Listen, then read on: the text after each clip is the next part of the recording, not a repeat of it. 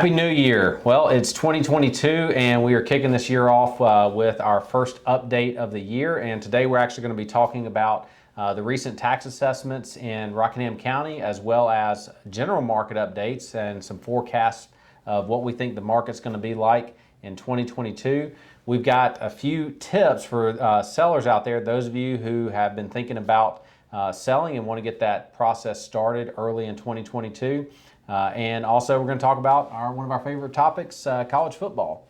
So first of all, want to start and just say thank you so much for helping make 2021 such a great year. It's been an honor to serve so many people in our community.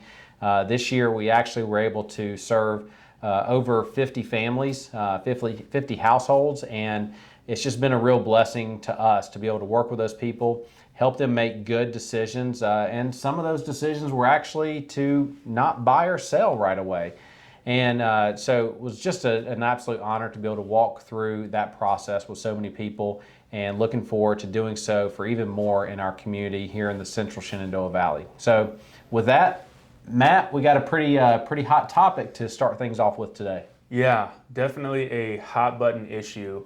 So if you own property in Rockingham County, or if you've been on Facebook anytime in the last week, you probably know what we're going to be talking about, which is the new assessment letters that went out for your property tax. So those were sent out last week. You likely got that letter in the mail if you own that property in Rockingham, which told you what your new assessment value is that they had received from the party they contracted to do these assessments, along with your estimated tax bill for 2022.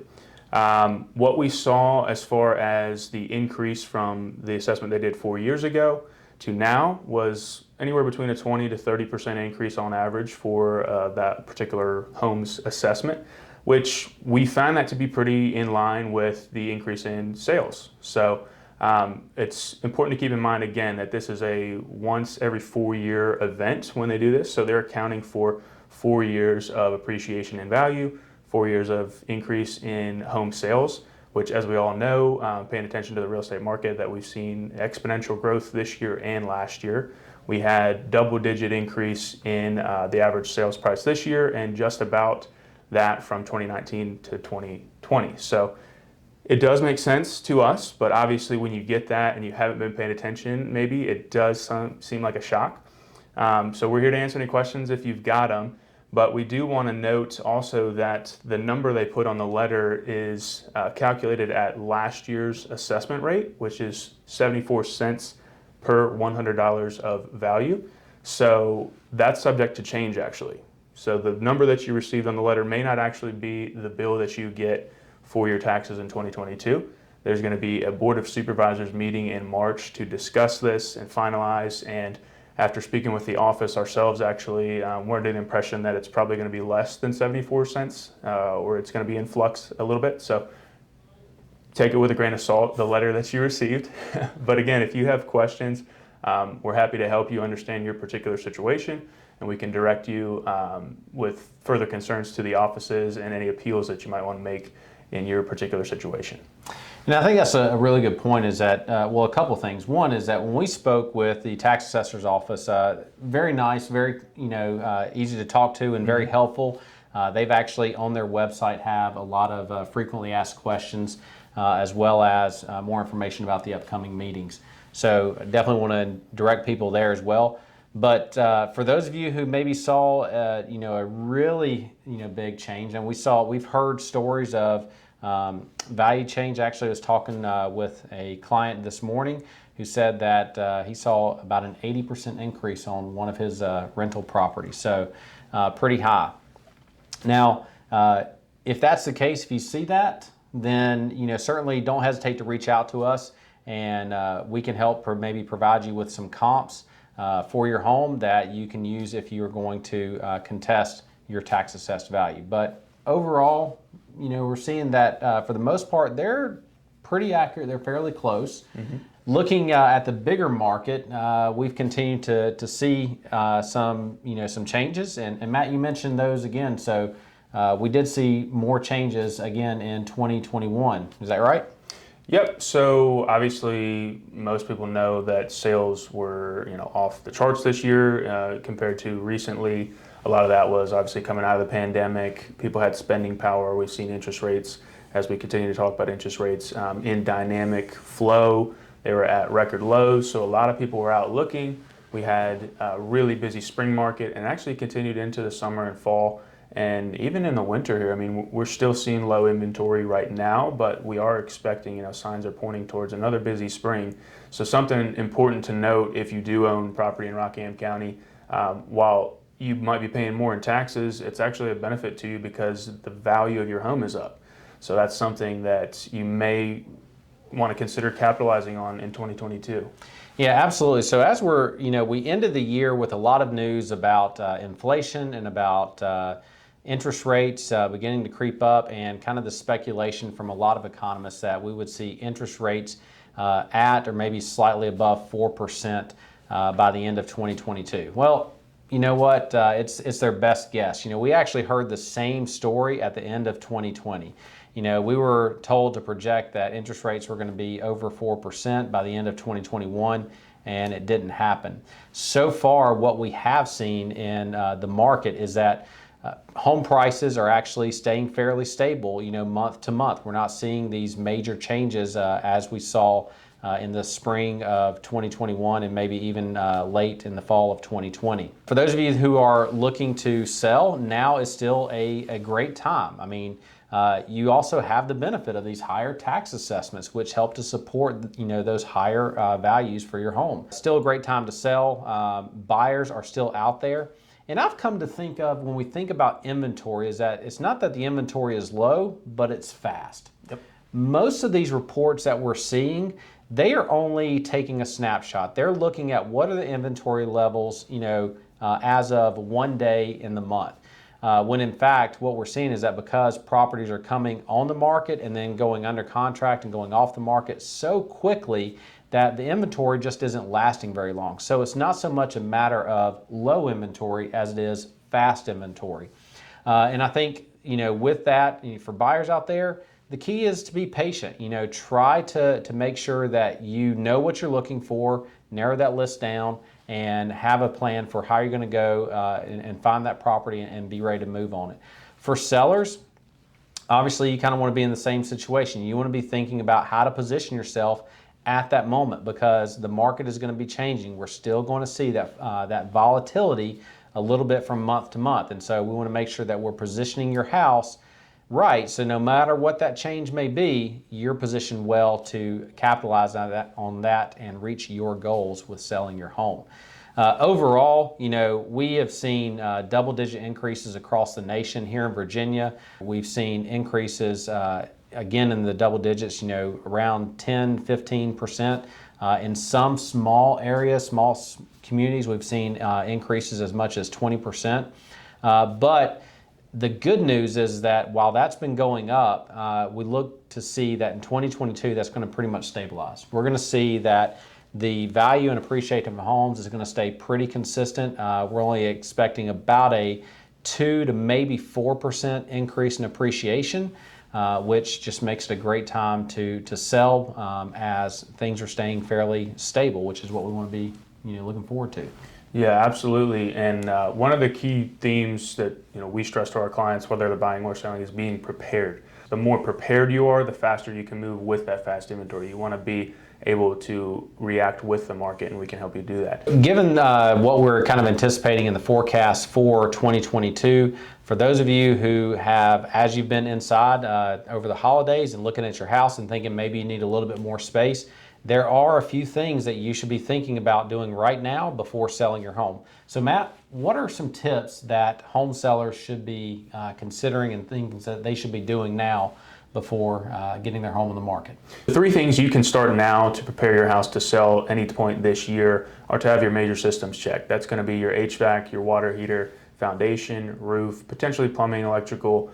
Just make sure that they are checked out. Next thing as we come out of the holiday season is to begin to declutter your house. Take those winter coats off, the decorations, things that you're not going to be using in the coming seasons. Put them into storage, get them out of the way, begin to donate or sell anything that you may not want anymore. The last thing you can do is to make a list of potential repairs or updates that you think would be worthwhile. And that way you can discuss those with one of us when you meet and we can tell you whether or not we feel that's going to be a good investment of your time and money in order to increase your sales price in the end. For more tips on seller preparation and information about selling your house, you can follow our YouTube page, check out our seller playlists here on Instagram, on Facebook, and on YouTube, and you can follow our pages for weekly updates. Yeah, Matt, it's a great list and pretty straightforward. We've talked a lot about the importance for both buyers and sellers of being prepared. Don't wait until the last minute before you start to kind of get into the process.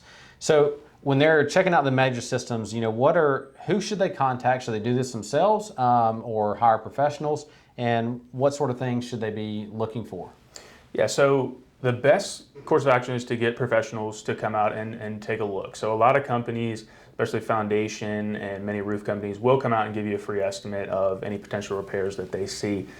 For those water heaters, you may need to pay a fee for the estimate from a plumber, but it's still good to come out, have them do the service, pay for the servicing, because whether you end up selling or not, it's just going to help you as well to avoid any costs in the future or to head them off at ahead of time. Same thing with the HVAC. You can have an HVAC professional come out. If you have a chimney, if you're burning wood or anything in your fireplace, a chimney sweep is another great professional that you'd want to have come out and take a look at that, make sure that there's no maintenance or repair that needs to be done.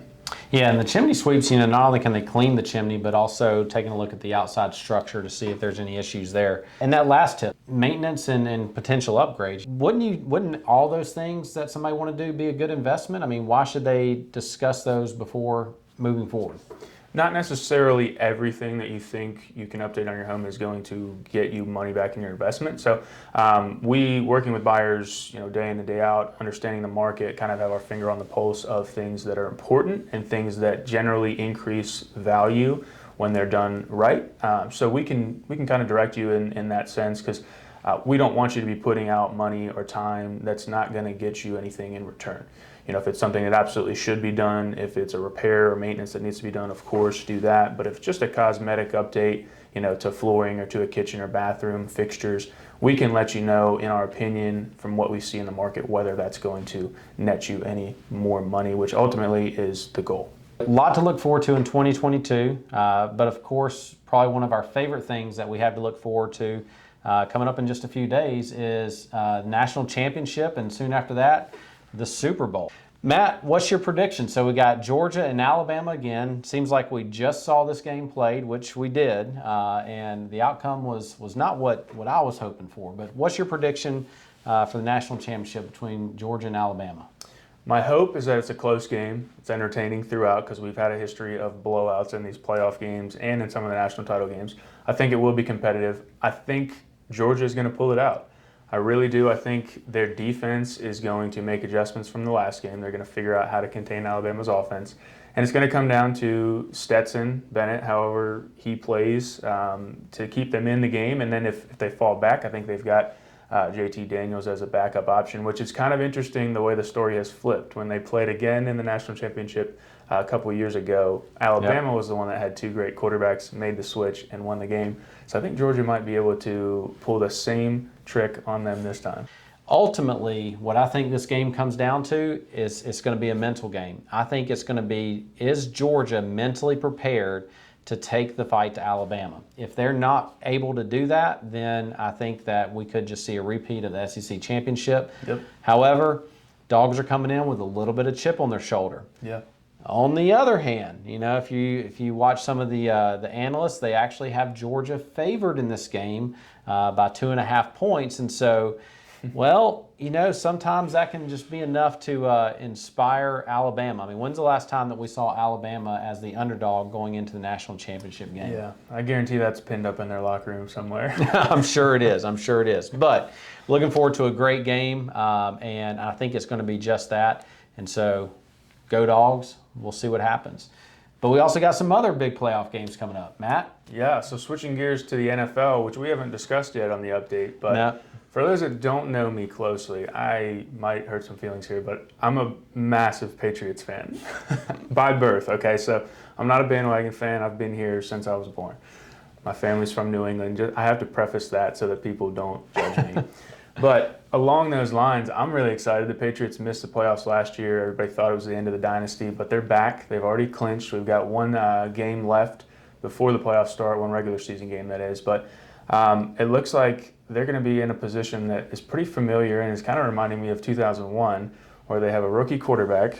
They're going to be an underdog in most of their games in the playoffs, and they're going to be playing on the road.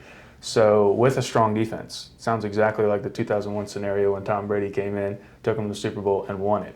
I don't think they've got that much skill this year to do it, but I hope that they can win a game or two and just kind of prove to people that Belichick's not done. He's got work to do. You know, and I think that's the key is, I think Bill Belichick has definitely proven, not only him and his coaching, but the staff and the players, they have proven that, they can win without Tom Brady. For me in the NFL, I'm from Georgia, so I grew up with the Atlanta Falcons, and well, we never go into the season with our hopes too high.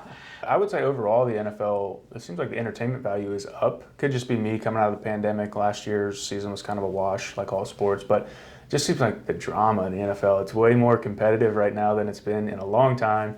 You've got people like Tom Brady that are old, seeking rings. Patrick Mahomes and the Chiefs are trying to start a dynasty. And then you've got weird stuff going on, like Antonio Brown quitting in the middle of a game.